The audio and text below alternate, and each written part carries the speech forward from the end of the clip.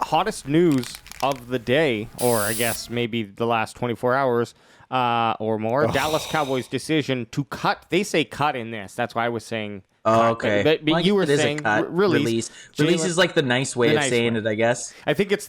I saw both. Anyways, it's release Jaylon Smith, and I saw both. So I guess it's whichever way the article was leaning, whether it was pro or against the cut. They would either say cut or they would say release if they're trying to soften it up.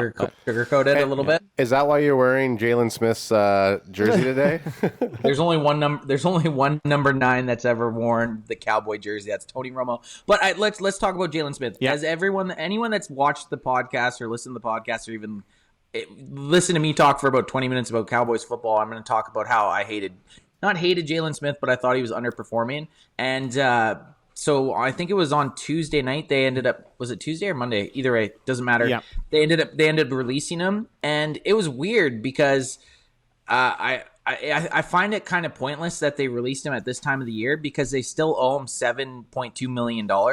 So they're still going to pay him. The Cowboys, Jaylon Smith could go sign a contract for $10. Chump change. That's what Jerry Jones says. Well, chump change. I mean, yeah, I guess Jerry Jones is a billionaire, so $7.2 million is chump change. One of my helicopters. They basically cost more than paid that. him already.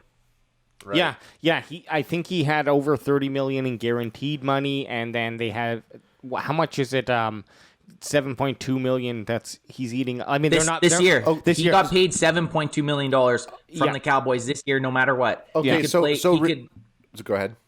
He could play for anyone. Doesn't matter. So now he's going to get his contract for the Green Bay Packers, but the Dallas Cowboys are still going to be paying Jaylon Smith $7.2 million. So Des Bryant was actually pretty outspoken this past week about Des Bryant spoken out. That's weird. Des Bryant was talking about, obviously he thinks it's a bad idea to make a move like this when the team's working so well. Especially since this last game, Jaylon was one of the defensive captains too. So you see how the camaraderie is in the locker room. Do you think this is going to affect our guys on defense, or what's going to happen? It's weird timing. I honestly think it was a bad move. They tried trading him in the offseason. No one bit.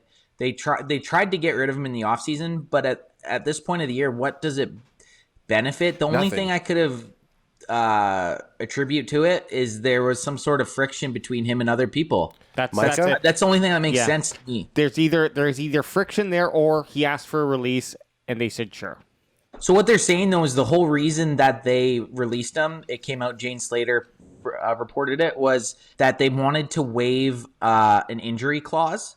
They wanted to waive an injury clause for him for next year, and he wouldn't waive it, so they released him this year. I don't know. Seemed kind of like a bullshit excuse. Yeah. Alex is bringing it up right now. Well, the actual, I mean, his release here, this is just some information that we've already talked about, but there's also Jabril Cox showing up, and the Cowboys believe in him, and Neal's coming back. He hasn't played. This is the thing, though, with the Cowboys. The last few years, linebacking has been a huge depth issue. We've always ran into issues with Sean Lee, fucking one of my favorite all-time Cowboys. He would always get injured, and then his backup would get injured, and then we'd be super thin at linebacker. So at the start of the year, I knew Jaylon wasn't really going to have a big role, but with COVID being still a thing and injuries happening, you never know if you're going to get hit by this COVID or injury bug thing, and now you're down 3 starting linebackers. Yeah, it happened last week. Jaylon was starting because we didn't have Keanu Neal and we were missing D-end, so Parsons had to move up to D-end. So it's kind of risky. We'll see how it plays off. He got signed by the Green Bay Packers. I'll be paying attention. Hopefully, I would love to see the guy rebound and have a great rest of his career with the Green Bay Packers, honestly. Yeah, like I said online to Barry Grant Jr. himself. I think Jalen, baby. I think Jaylon kind of came out on top. He got the money from the Cowboys, and I'm not saying that's like satisfactory, but it's not like he got paid. Now he gets to sign in Green Bay, which is shittier weather for sure, but the history, Aaron Rodgers, I think that it's a good change for him, like a good move in terms of where the teams he's playing. Like, he's not going to probably run into Dallas too often at all.